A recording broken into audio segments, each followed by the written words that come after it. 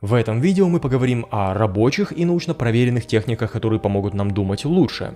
Однако, прежде чем приступить к обзору научной литературы, давайте взглянем на сам процесс мышления. Как человек думает, какие конкретно действия он выполняет. Логично предположить, что мышление, как и любой другой процесс, требует времени и внимания. Однако большинство людей не имеет в своем расписании строки «подумать». Почему-то многие предполагают, что глубокое осмысленное мышление случается автоматически, само собой, между обедом, просмотром Ютуба и общением с друзьями. В действительности это не так. Чтобы обстоятельно о чем-то подумать, нашему мозгу нужно время и спокойствие. Нам следует уединиться и позволить своей голове переварить полученную ранее информацию.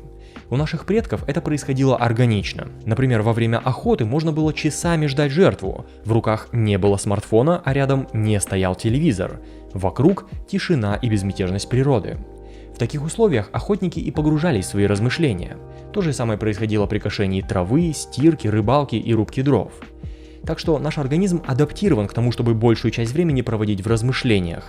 Однако современный человек большую часть времени потребляет. Например, подростки сегодня проводят по 9 часов, впитывая информацию через экран. И это не включая школу и домашние задания. Среди взрослых эта цифра выше – 10 часов. И, конечно, это очень консервативные цифры, зафиксированные до всемирного локдауна. Таким образом, современный человек очень редко обнаруживает себя наедине с собой. Иными словами, он не думает. Всякое свободное время он затыкает своим гаджетом и при этом искренне считает, что он о чем-то думал самостоятельно. Нет, в таких условиях самостоятельная мысль невозможна. Более того, современный человек настолько не любит думать, что вместо этого он предпочтет физическую боль. В исследовании у людей был выбор провести 10 минут в молчании наедине с собой или уйти, но быть ударенными током. Большинство выбирают второй вариант. Почему? Потому что им скучно. Однако, согласно исследованиям, именно чувство скуки, которого они так яростно пытаются избежать, это главный предвестник креативности и интересных идей. В своей книге «Из моего черепа. Психология скуки» Джеймс Данкерт объясняет, почему это так. Дело в том, что скука – это неприятное ноющее чувство. Мы ощущаем дискомфорт и пытаемся себя чем-то занять, чтобы от него избавиться. Например, начинаем думать. Где мое место в мире, как устроена эта штука и как сделать мою жизнь лучше? Нечто похожее происходит, когда мы мечтаем. Наше сознание уплывает в глубокие потаенные уголки мира, доставая из них креативные образы и улучшая наше мышление. В общем, справедливо будет сказать, что так нелюбимое современным человеком скучное молчание наедине с собой – это фундамент мышления. Поэтому любой, кто хочет думать, должен выделить время на то, чтобы думать. А теперь поговорим о том, что нам в этом поможет. Во-первых, попробуйте говорить с собой вслух. В детстве, чтобы понять самих себя, мы часто говорим с собой, и это ускоряет наше развитие, улучшает креативность и позволяет нам лучше понимать собственные эмоции и мир вокруг нас. Но со временем, под давлением социальных норм, мы перестаем говорить вслух и начинаем мыслить про себя. Однако польза от общения с собой никуда не девается. Обратите внимание, что когда вы заняты каким-то интеллектуально затратным делом, то непроизвольно что-то говорите. Или даже не говорите, а просто беззвучно двигаете губами. Вы произносите обрывки слов и предложений, которые для стороннего наблюдателя обделены смыслом. Однако вы делаете это не просто так. Вам это помогает. Из исследований мы знаем, что это помогает нам думать лучше. Вот, например, манускрипт 2011 года. Здесь ученые заставили испытуемых искать определенные объекты на картинке. Первая группа просто искала эти объекты, а вторая во время поиска произносила вслух, что она ищет. Скажем, жираф, жираф, жираф. И именно вторая группа находила искомый объект значительно быстрее, при этом совершая меньше ошибок. Произнося что-то вслух, мы заставляем наш мозг сконцентрироваться на чем-то одном. Мы как бы замедляем хаотический мыслительный процесс, мысли перестают плавать в бесконечном хаотичном потоке неопределенных идей и упираются в то, что только что было сказано. Чарльз Фернихоу в своей книге «Голоса внутри» показал, что внутренняя речь улучшает целый ряд когнитивных функций у взрослых людей.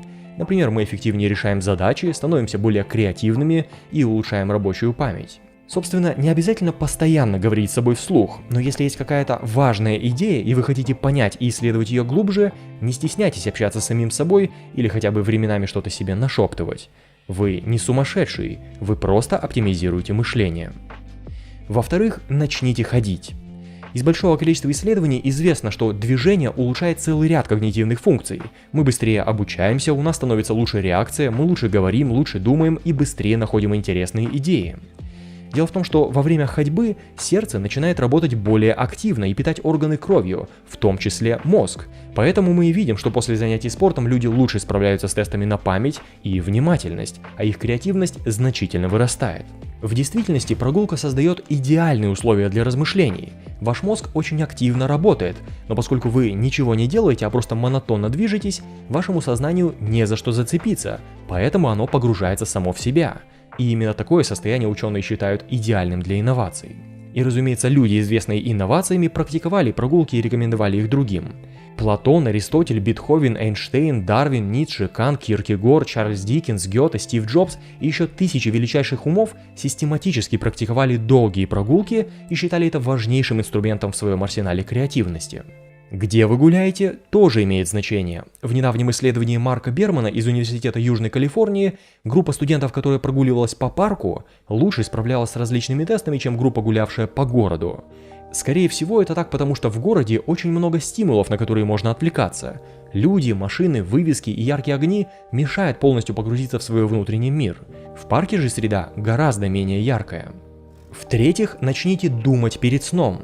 Многие знают, что если учить что-то перед сном, то это запомнится лучше. Конечно, это не просто деревенская мудрость, научные исследования подтверждают ее. Однако гораздо реже говорят о том, что улучшением памяти все не ограничивается. Уже другая деревенская поговорка «утро вечером мудренее», судя по всему, тоже имеет под собой весьма веские основания. Оказывается, переспать с проблемой – это не такая уж и плохая идея. Из недавних научных работ мы знаем, что если думать о какой-то проблеме перед сном, утром нам на 55% легче решить эту проблему. Многие ученые считают, что во время сна мы заново переживаем пройденный опыт и связываем его с самыми важными мыслями. В нашем мозге появляются новые связи, а утром мы обнаруживаем, что у нас появилась какая-то идея. Именно поэтому мы видим, что испытуемые лучше отвечают на вопросы, которыми озадачили себя перед сном. В-четвертых, думайте о том, как вы думаете. Сразу скажу, что нет ничего плохого в том, чтобы размышлять обо всем и ни о чем одновременно. Однако, если у вас есть конкретная задача, которую нужно решить, вопрос, на который следует найти ответ, или идея, нуждающаяся в осмыслении, начните использовать метакогницию. Это метод, который показывает очень высокую эффективность в исследованиях. В научной работе 2015 года студентов разделили на две группы. Первой группе просто напомнили о предстоящем экзамене. Второй группе предложили ответить на два вопроса. Какую оценку вы хотите получить и что вам нужно улучшить, чтобы получить эту оценку. В результате студенты из второй группы значительно лучше справились с тестом. Дело здесь в том, что мы не так уж рациональны, как нам кажется. На самом деле мы не знаем, чего мы не знаем. Чтобы понять, где лежат границы нашего понимания, нам либо должны на это указать другие, либо мы должны честно ответить себе, где наши пробелы. Метакогниция – это как раз про самоанализ. Мышление о мышлении. Мы спрашиваем себя, что мне нужно сделать, чтобы решить этот вопрос? Чего я не знаю? Что мне непонятно? Могу ли я объяснить свои идеи? Стоит ли мне спросить совета у знающих людей? Что за вопрос я пытаюсь решить? Как мне залатать дыры? Как я могу думать лучше? Иными словами, мы исследуем свое понимание. И, конечно, многие научные работы показывают высокую эффективность такого подхода. Конечно, мой метод подойдет не всем, но лично я устраиваю дебаты с самим собой и всеми силами пытаюсь найти дыры в своих знаниях. Устанавливаю какую-то тему, придумываю себе самого отчаянного противника и начинаю с ним спорить. Задача здесь очень простая – понять, где мои ошибки. А ошибки есть, они всегда обнаруживаются. В общем-то, неважно, какой будет ваша метакогниция, главное – периодически ей заниматься. Итак, давайте подведем итог. Чтобы думать правильно, нужно выделить время на то, чтобы думать. Идеальное время, которое можно выделить, это вечер, незадолго до сна. Идеальные условия – это прогулка в парке, где на вас никто косо не посмотрит, если вы будете бормотать себе под нос. И, конечно, в идеале нужно временами спрашивать себя о том, как вы можете думать лучше. Надеюсь, это видео было вам полезно.